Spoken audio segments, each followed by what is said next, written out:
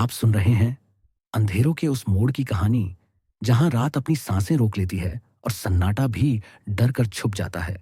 ये एक काल्पनिक कहानी है, पर अगर सुनते सुनते आपकी गर्दन अपने आप पीछे देखने लगे, तो समझिए अंधेरा आपको पहचान चुका है। कहानी तिलिस्मी सराय नंबर 27। अब आप सोच रहे होंगे कि सराय क्या होता है। तो सराय का मतलब होता है एक पुरानी शैली का धर्मशाला, मुसाफिर खाना या लॉज, जहां यात्री रात में रुकते थे। पुराने समय में सरायें रास्तों पर बनी होती थीं, जहां थके हुए यात्री आराम करते थे।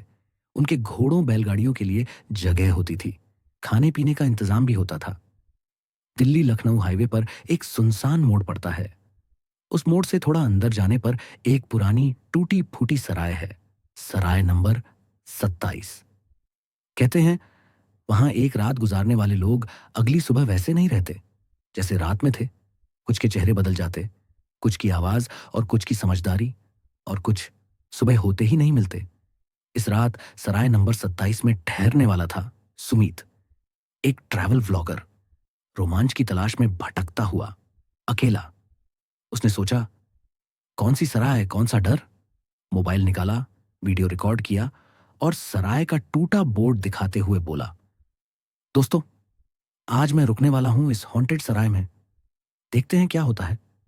पर उसे नहीं पता था, कुछ जगहें कंटेंट के लिए नहीं, कब्र के लिए बनी होती हैं। पहली रात दरवाजा लकड़ी का था। वो अपने आप खुला, धीरे कराहता हुआ। अंदर घुसते ही सबसे पहले एक सड़ी पुरानी बदबू नाक में चढ़ गई। हवा भारी थी, जैसे कई सालों से कमरे में किसी ने कुछ दबा रखा हो। काउंटर के पीछे एक बूढ़ा आदमी बैठा था। सफेद आंखें, झुर्रियों से भरा चेहरा और होंठ इस तरह सिकुड़े हुए जैसे मुस्कुराकर भी आपको श्राप दे रहा हो।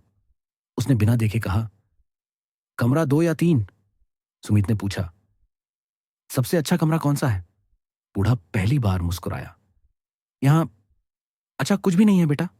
फिर बोला, कमरा नंबर 7 में चले जाओ, आज वही खाली है। सुमित ने हंसते हुए चाबी ली, लेकिन बूढ़ा धीरे से बोला, कमरा नंबर 7 में आईना मत देखना। सुमित रुक गया। क्यों?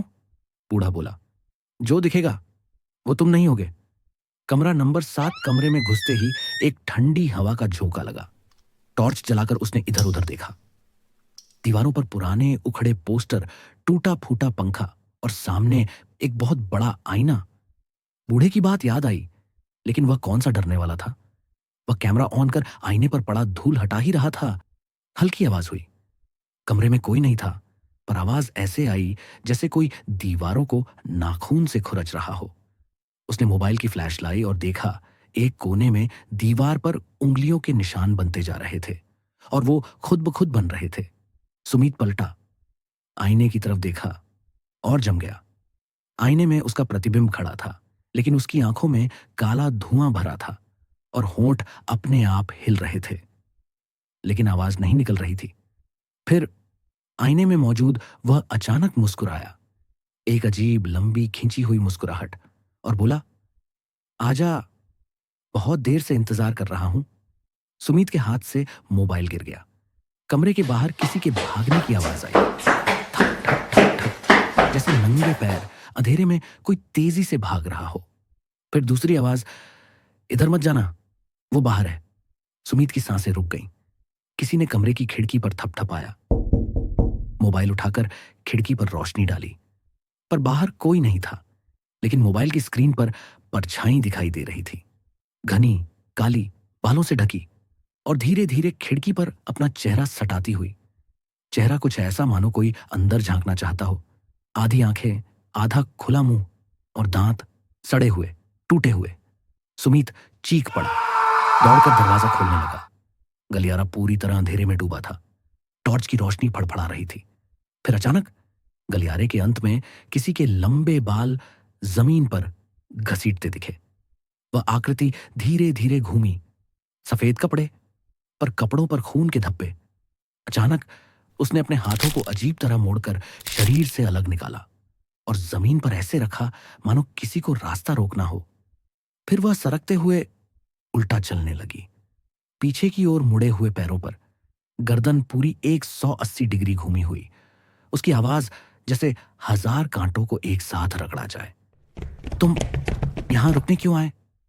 सुमीत भागकर नीचे आया। काउंटर खाली था, बूढ़ा गायब।